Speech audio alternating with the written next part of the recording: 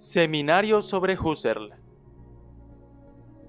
Las formas espirituales de la afectividad, tercera parte.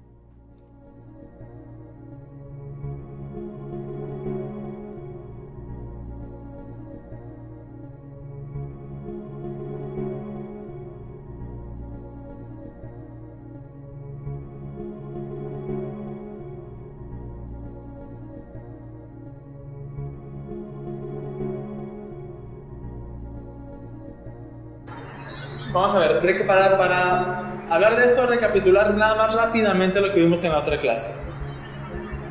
Hay 4 signos de que la afectividad, o que haya afectividad espiritual.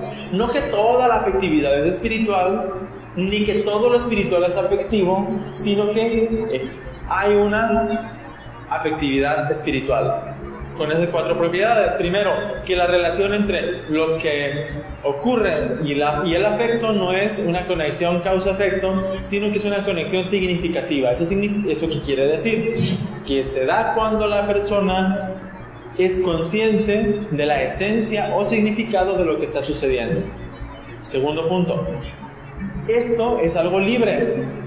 Acontece libremente si yo quiero abrir mi conciencia a ese significado y también me pido una respuesta ante ello. Tercer punto, que hay una adecuación entre el afecto y lo que se vive o lo que se percibe, que es el significado de ese afecto. Y esa conexión es lo que conduce más hacia la ética, porque dice que es una conexión que incluye el futurible, ¿no? Algo que te apela, que te invita a una respuesta. Por ejemplo, ¿cuántas veces no decimos: ¡Ey, alégrense! Tienen que estar alegres. ¿Por qué? Porque se acabó la guerra, o porque se libró a tal preso, o secuestrado. O hay que estar alegres porque se destruyeron las bombas nucleares, por ejemplo. Ya no hay bombas nucleares, hay que estar alegres. ¿Y por qué tienes que estar alegre? ¿Por qué debes de estar alegre? Y decimos: tienes que alegrarte. ¿Por qué tengo que alegrarme? Se ve una conexión entre el afecto y el evento en clave de valor y de deber, y de que haya una adecuación, porque cuando una persona se alegra de que le dieron una paliza a un niño inocente, hay algo que no va bien. Y eso es lo que sucede humanamente hablando. Originariamente hablando, así sucede. Si dejamos fuera incluso los prejuicios y todo lo demás, las motivaciones y los eventos, y eso es lo que surge, esa conciencia. Y por último, que la afectividad es intencional. Y eso es lo más importante, dicen. La respuesta afectiva al valor es una manifestación del rasgo fundamental de la persona espiritual, a diferencia de todo ser que nos sea conocido.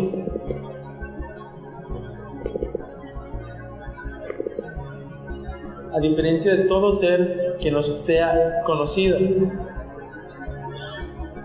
Pues no estamos presos del despliegue inmanente de la entelequia del propio ser, sino que podemos trascenderlo.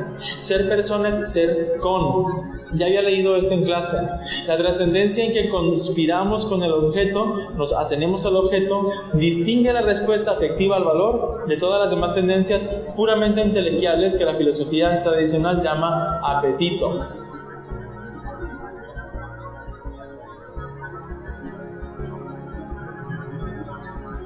Las respuestas afectivas del valor no están ligadas a nada de la conducta ni a motivaciones psicológicas.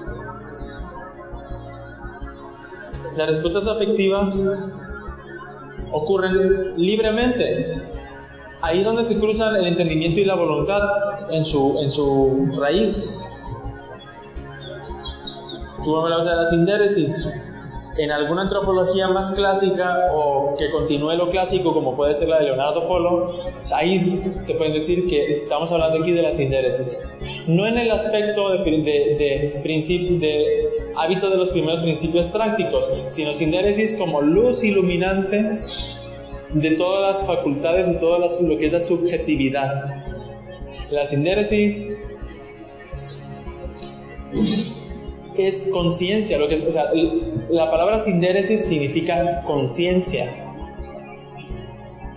De nuevo, estamos compartiendo aquí algo entre la terminología de Husserl y la terminología clásica. Aun cuando Husserl habla de conciencia desde la tradición alemana, idealista, moderna, utiliza la misma palabra que una antropología más cercana a lo clásico recurre, que es la palabra conciencia, pero en griego sindéresis. La conciencia se abre libremente, ilumina libremente. Así que, afectividad espiritual interviene siempre a la libertad. La afectividad espiritual acontece libremente, acontece entre comillas porque no es algo que se constata hacia afuera, es algo que se vive íntimamente cada quien. En una conexión significativa, porque hay conciencia, porque vives despierto, y luego también hay otro asunto, hay otro asunto más, que es los valores, la adecuación entre afecto y aquello donde se da, o con ocasión de lo cual se da el afecto, ¿sí? Hay una adecuación, y en eso utiliza la analogía Hildebrand, entre el afecto que se vive y la situación en la que se vive el afecto. Esas tres cosas son signo de que se trata de algo no reducible a lo biológico. Y falta otra más que... Bueno, creo que nomás es malo. Ahorita voy a checar mis apuntes a ver si nada más son esas tres, Entonces, otra vez lo voy a... ya me acordé cuál. Híjole, es importantísima. ¿Cómo se me había olvidado? La intencionalidad. Acuérdense que intencionalidad para el vocabulario de la fenomenología no significa algo querido o voluntario o a propósito. Intencionalidad significa apertura. Cuando una persona experimenta un afecto, si ese afecto es en apertura hacia la realidad más que como un experimentarse a sí mismo, ese afecto es espiritual. Cuando, por ejemplo, en la misa de ayer, perdón que use puros ejemplos pastorales, así soy yo, y no me puse a pensar en otra gente ni en otro tipo de situaciones, me faltó tiempo. A ver, ayer en la misa de 12, como unos 20 niños, cada quien llevó una bolsita de frijol para ayudar a los comedores de Cáritas. Yo no, la verdad no me esperé una respuesta tan impresionante de la colecta que estamos promoviendo en este mes. Y experimenté una gran alegría, un orgullo de que esa es mi comunidad, esa es mi gente, esos son mis hijos, ¿sí? Me gustaría que volviera a ocurrir algo así. Me gustaría que eso se volviera a dar. Pero fíjense qué pasa. Que el por qué quiero que se vuelva a dar no es para sentir bien chingón, bien bonito, ¿no? El afecto no es lo que me está indicando, primero que todo, no me está indicando mi situación subjetiva. No está apuntando hacia mi subjetividad, sino que está apuntando hacia la realidad de una caridad presente en esos niños que están aprendiendo a amar al prójimo, ¿sí? Como les había comentado así como entre broma la vez pasada, ay, como quisiera ver un acto de caridad para sentir bonito. Realmente una persona que habla así no se trata de un afecto espiritual, sino de un afecto quizás psicológico. Un afecto espiritual es el que donde el afecto, o sea, el cómo te sientes tú es transparente o es transparente para ver las cosas. Te invita a ver las cosas, te invita a salir, a trascender, pues. Intencionalidad en términos husserlianos y de la fenomenología es lo más parecido a trascenderse, a trascendencia. La conciencia, aunque es algo subjetivo, íntimo e inmanente, se trasciende. Y en eso conecta con la antropología clásica, escolástica, aristotélica, sobre todo la tomista, más que la escolástica, la tomista, en la versión de Juan de Santo Tomás, que se llama Jean Poinsot, que es el que sistematiza mucho mejor el planteamiento aristotélico tomista o de Santo Tomás de Aquino sobre la intencionalidad. Esa versión de intencionalidad comprendida como apertura, transparencia o trascendencia la aprendió un maestro de Husserl llamado Franz Brentano, jesuita, del quien aprendió Husserl este concepto de intencionalidad. Y todos los discípulos de Husserl continúan con ese concepto de intencionalidad.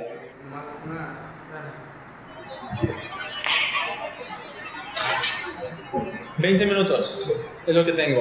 A ver, duda. ¿Tienes una duda? Sí. Esta antropología de la afectividad de von Hildebrand se parece mucho a lo que estaba hablando Edith Stein en cuanto a lo que respecta a la afectividad, al conocimiento afectivo, si le podemos decir. Muchas de las veces nosotros creemos o le creemos o tenemos confianza en algo,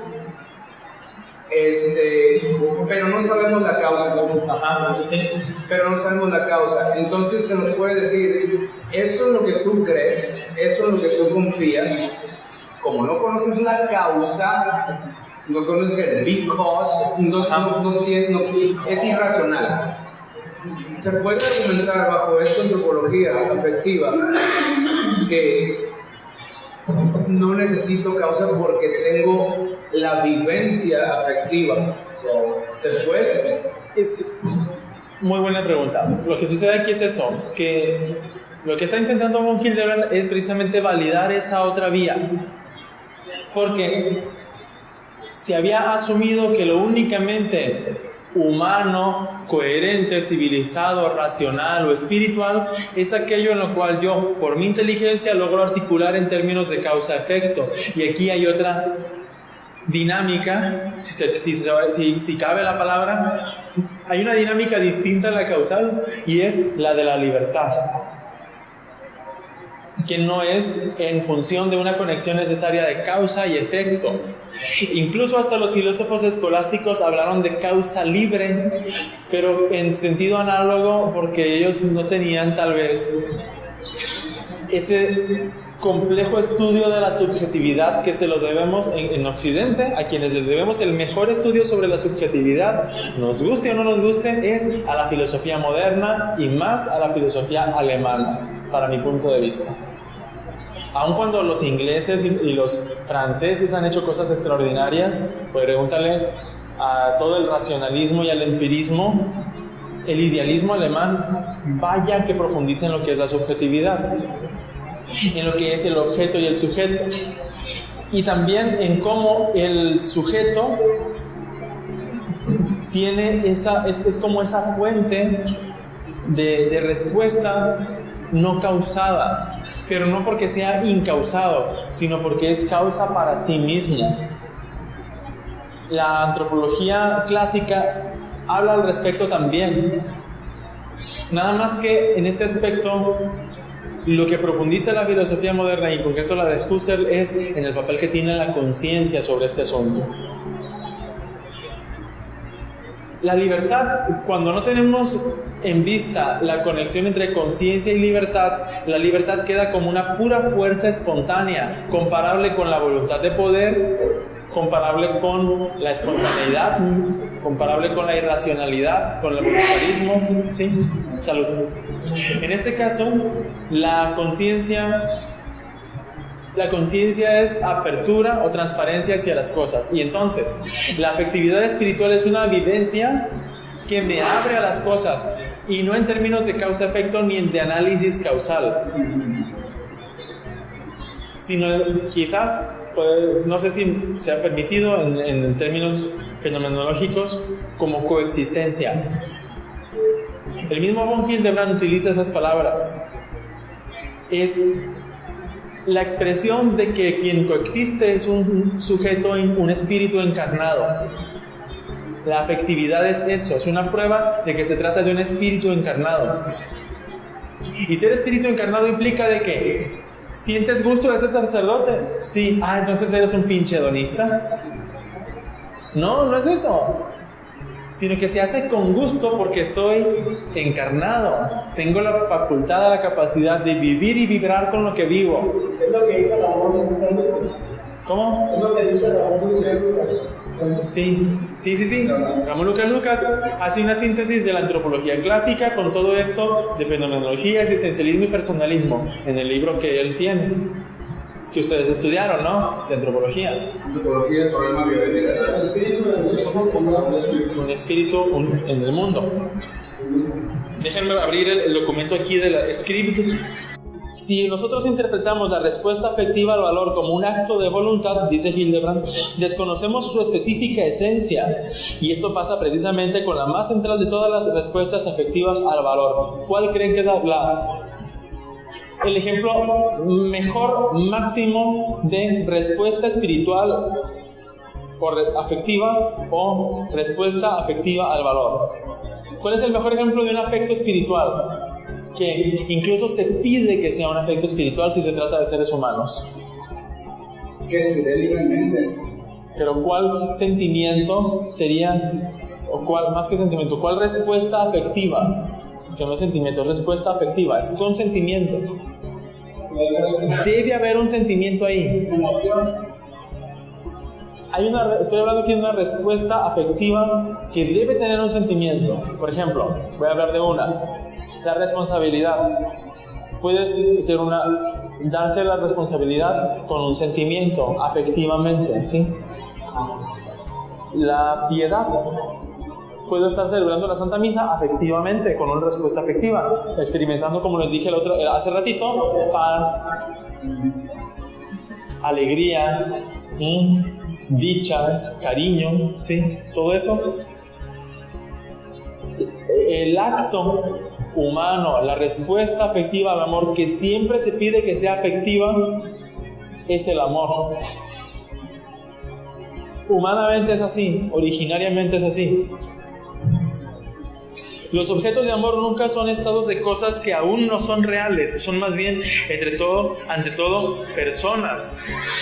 Lo que amamos propiamente son personas. Y en sentido amplio, solamente en sentido amplio, se puede decir que amo a mi país, amo mi carro, amo mi celular, etc. El amor no es libre en el mismo sentido ni está en la misma medida en nuestro poder que la voluntad. No podemos ponerlo de la misma manera. La palabra interior de la voluntad está, por así decirlo, dirigida al objeto, porque el objeto debe ser así, ha de ser así, va a existir, todavía no existe. El terreno de la moral, acuérdense cuando hablamos de ética especial, es el orden del deber ser, de lo que todavía no es. Los valores son un horizonte ideal, algo que es realizable y nos invita a realizarlo, pero el amor no se dirige a algo que debe ser realizado, sino a algo que ya está allí, algo que ya existe, alguien que ya existe. Y continúo con Hildebrand. La palabra interior de las respuestas afectivas al valor en general y del amor muy en particular, no se ocupa con la cuestión de realizar lo que todavía no es real, lo que les decía. La respuesta al valor se da también en la voluntad que se endereza justamente a lo valioso que ha de ser real, pero en las respuestas afectivas el valor está ya presupuesto que es algo real. Estas responden con palabras muy distintas al valor del objeto de la persona. Porque en el amor hablamos de entrega y autodonación, que no está contenida en la voluntad en manera alguna. Es una donación del corazón. Todas las respuestas afectivas al valor poseen una plenitud que carece de la que carece la voluntad. Voy a volver a leerlo. Todas las respuestas afectivas al valor poseen una plenitud que la voluntad no tiene. Son voces del corazón, a las que les es propia una calidez peculiar. Así que Hildebrand dice que los afectos físicos son voces del cuerpo. ¿Los afectos qué? Los afectos físicos, las emociones físicas. Te piqué con una aguja, te dolió, te sentiste dolido. Es algo físico, es una voz del cuerpo. La afectividad espiritual es una voz del corazón o voces del corazón. Y esto yo lo digo yo, no sé si específicamente lo habrá dicho Hildebrand. ¿Qué serían los afectos psíquicos o psicológicos? Voces del inconsciente. ¿Sí? Voces del inconsciente. Lo que hace el psicoanálisis es escarbar en las voces del inconsciente para conocer la causa que explique el efecto. La psicología humanista reconoce que los afectos psíquicos son voces del inconsciente, pero en vez de escarbar en él para descubrir la causa, lo que hace es describir un sistema, no descubrir una causa. No es lo mismo. La Gestalt sigue siendo, y la psicología humanista siguen siendo científicas. No porque busquen la causa eficiente, sino porque buscan la causa formal. La palabra Gestalt significa forma. La causa formal es la estructura. Aquí en este caso la estructura del sistema. ¿Por qué, por ejemplo, una persona que me pidió solicitud de amistad en Facebook me mandó un saludo, me dice que es también sacerdote, y ya chateamos un poquito y le dije, ¿sabes qué? Yo no es que yo use mucho el chat, nomás saludo así, contesto preguntas y ya. Pero al cabo de un tiempo, otra vez me manda saludos, hermano. Pero después de muchas horas, y porque estaba en cosas pastorales y la madre, pues ya, hola, ¿qué tal? Y ya, carita y dedito así como que like. Al otro día otra vez, buenas tardes, ¿cómo estás, hermano? Claro que estoy hablando de gente que ni siquiera es de Culiacán, o sea que yo no la conozco realmente, ¿no? Igualmente pasa la misa, pasa todo, ya en la noche veo el mensaje, pero en el puro lista de inbox, dijo, ya es muy noche, ni modo que me ponga a chatear. Y el otro día en la mañana nomás así como que, buenos días y ya. Pues en la tarde me dice, ¿por qué estás enojado? No. Fíjate. ¿Por qué estás enojado? No. Entonces acá no es... Yo lo que pienso es, joder, o sea, esta persona tiene unas grandes necesidades afectivas, está muy solo, el pobre, no tiene amigos, de tiro, como para tener que chatear con un sacerdote desconocido del otro lado del mundo, que ni siquiera sabe si soy sacerdote, ¿no? Por cierto. Paréntesis, no se hagan responsables de los traumas de otra gente, por favor. Ya bastantes con los propios. Segundo, hay gente que son vampiros emocionales, que quieren chupar tu tiempo, tu afecto. Como sanguijuelas, te van a joder la vida y te pueden hacer perder tu vocación también por agotamiento, por vaciamiento afectivo. Cuidado, no se dejen. Porque ya les ha pasado, están entrando en el juego. Bueno, no sé, no quiero ver a nadie, pero yo preferiría que aprendieran a usar el chat conscientemente y que hubiera tertulias de cómo es experiencias de chat. Yo creo que sería muy formativo que yo la próxima clase, o incluso lo que sea, fuera nada más de eso, de experiencias de chat que yo he tenido, porque de veras plebes. Muy complicado. Enseñar a que el chat sea cultural, no digo en el sentido de que ahora vamos a ver a Quijote de la Mancha, no, cultural en el sentido de que el chat vamos a descubrir. Bueno, hay que saber cómo, porque el internet y los chats y el Facebook es la calle, y hay gente que no lo ha entendido, sí. Pero es la calle más peligrosa que la misma calle, porque es la calle donde la gente está muy protegida por muchas barreras y hace cosas que no haría en la vida real, pero al final sale su humanidad y salen sus traumas, como en este caso. Ese compa tiene una gran necesidad afectiva. Si yo fuera su director espiritual, su psicólogo, su acompañante, intentaría, por una aproximación humanista, ayudarle a darse cuenta que él tiene esa estructura de que busca completar lo incompleto en él, que tiene necesidad afectiva y busca completar esas necesidades. Y hacerle conciencia de eso y después invitarle a responder o ser responsable sobre eso.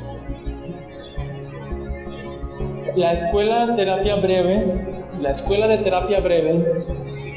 utiliza el planteamiento Gestalt como un trasfondo, digamos, justificación teórica, pero es bien padre porque da cuenta que en 10 minutos, en 15 minutos de una buena sesión de acompañamiento espiritual puedes ayudarle a una persona a darse cuenta de su asunto, de su problema y dejarlo ahí para que él responda libremente, y tú no tienes por qué hacerte responsable de los traumas ajenos, cosa que desgasta muchísimo, y particularmente es algo que a mí en los primeros años del ministerio me jodió muchísimo al punto de estar bien mal emocionalmente, porque yo no sabía qué hacer con la gente que llegaba a mi dirección espiritual o confesionario. Llegaban con que mi hijo, mi esposo, yo, no sé, mis problemas, y entonces yo me sentía con el deber gravísimo de tener que ayudarle a esa mujer o a ese señor a resolver sus problemas. Y súmale a cada gente de la inmensa fila de la confesión. No se puede. Entonces, quizás la siguiente actitud más fácil es decir, pues me vale gorro y le doy un consejo de libro o rezas de 2 Padres Nuestros. Pídele mucho Diosito, pídele, para que todo se arregle. Magia. Yo creo que lo mejor es ayudar a la gente a que se conviertan y creen en el Evangelio, ¿no? ¿Y qué significa convertirte? Cambiar de mentalidad. Y eso es lo que hace una aproximación humanista. Es, sé consciente. Cambia de mentalidad. No vivas nada más movido por las cosas de afuera o sin saber, fíjese que yo me enojo y no sé por qué.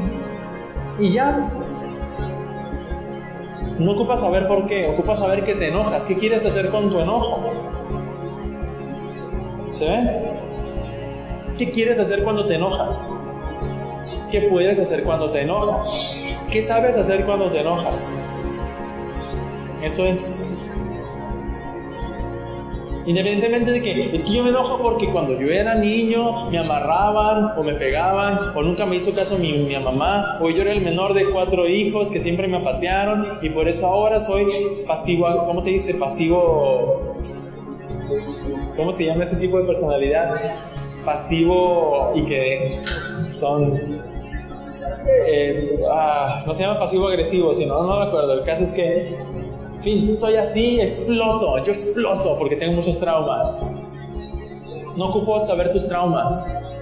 En 15 minutos, a veces yo he podido ayudar a una persona, no digo que ya me las sé todas, pero estoy intentándolo, con las estrategias de la terapia breve. En 15 minutos he podido ayudar a una persona a un poquito empezar a agarrar el rumbo, ella, de su propia vida y de sus asuntos. Les he ayudado, les he propuesto la conversión.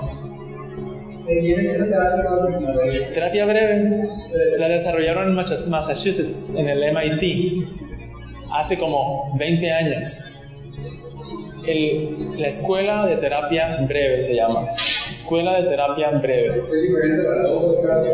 ¿Es diferente a la logoterapia? Diferente. O sea, vamos a ver, es como una estrategia de atención al cliente, o de atención al paciente, o de atención dirigido al penitente, o de atención ¿sí? Una estrategia, una aproximación, donde lo importante es no la genética de su issue, de su asunto, sino la realidad de su presente, qué puede hacer, qué sabe hacer y qué quiere hacer al respecto.